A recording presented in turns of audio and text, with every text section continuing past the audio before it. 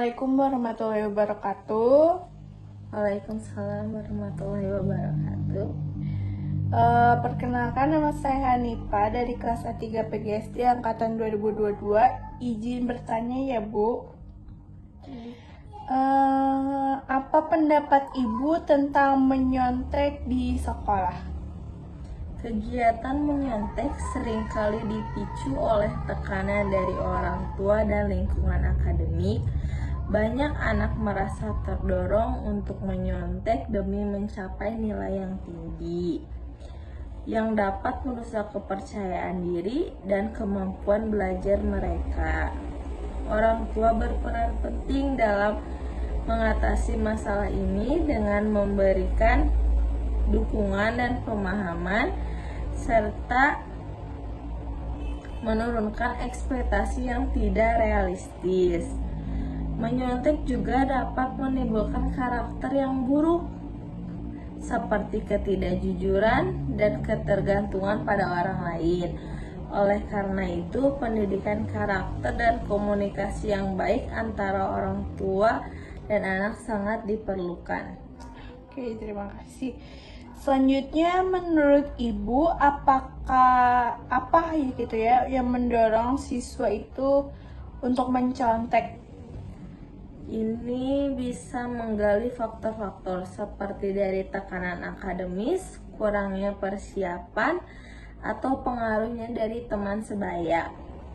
Faktor internal meliputi rasa tidak percaya diri pada diri sendiri, sifat malas, dan tekanan untuk berprestasi tinggi.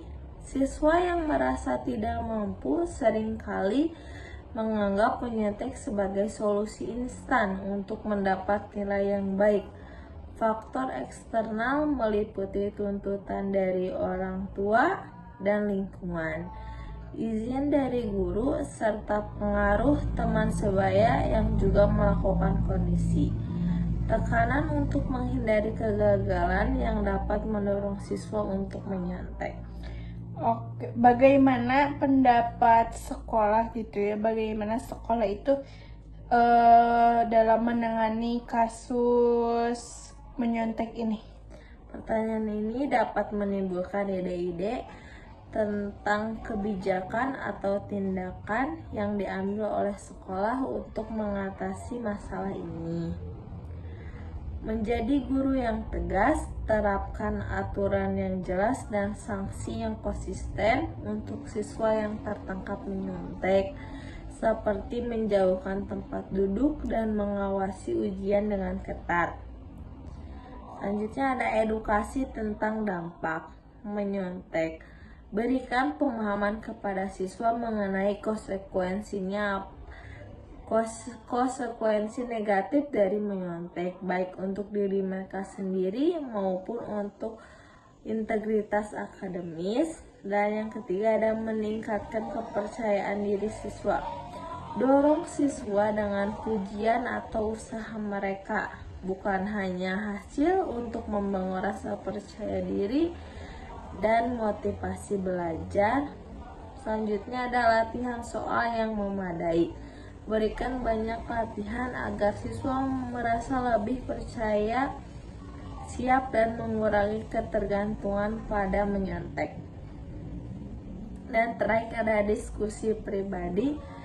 Ajak siswa yang menyontek untuk berbicara empat mata, memahami alasan dibalik perilaku tersebut, dan memberikan dukungan untuk memperbaiki sikap menyontek tersebut. Selanjutnya, apa dampak mencontek terhadap proses belajar siswanya? Nah, pertanyaan ini dapat mendorong refleksi tentang bagaimana menyontek dapat mempengaruhi pemahaman dan keterampilan siswa.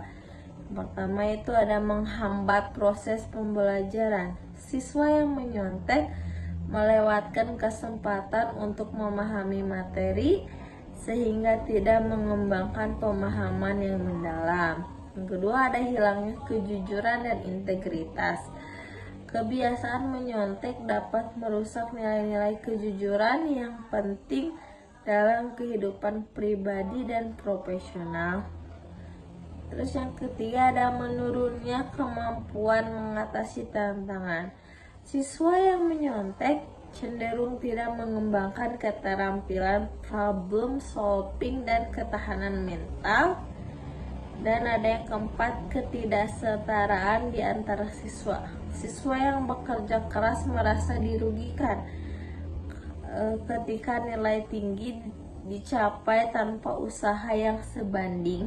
Dan terakhir ada hambatan dalam kemajuan akademis dan karir. Dasar pengetahuan yang lemah akibat menyontek dapat menghambat kesuksesan di pendidikan selanjutnya dan untuk karir.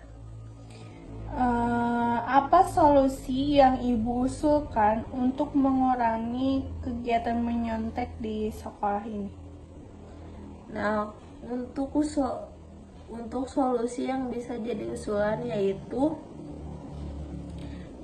membangun budaya kejujuran, yaitu dengan cara edukasi nilai integritas, selenggarakan program yang menekankan pentingnya kejujuran dan integritas dalam akademik, sosialisasi konsekuensi. Pastikan siswa memahami konsekuensi dari menyontek baik secara akademis maupun etis. Yang kedua ada mengubah pendekatan pengajaran, metode pembelajaran aktif. Gunakan metode pembelajaran yang lebih interaktif dan kolaboratif seperti diskusi kelompok dan proyek yang membuat siswa lebih terlibat ujian yang beragam.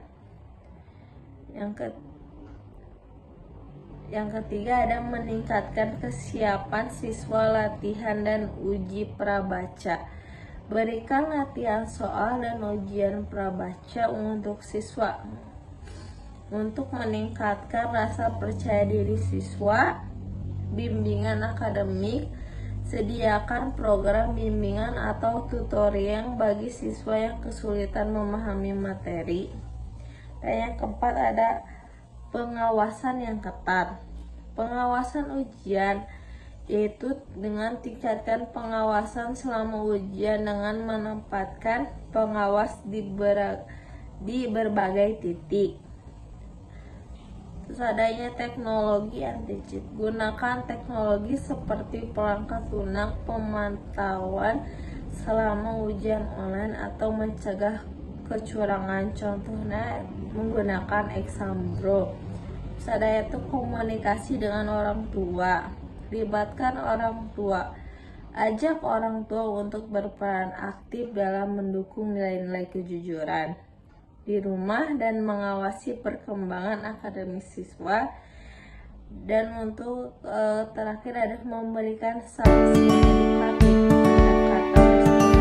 jika siswa tertangkap menyontek. Gunakan pendekatan restoratif yang fokus pada pemulihan dan pembelajaran dari kesalahan, bukan hanya hukuman.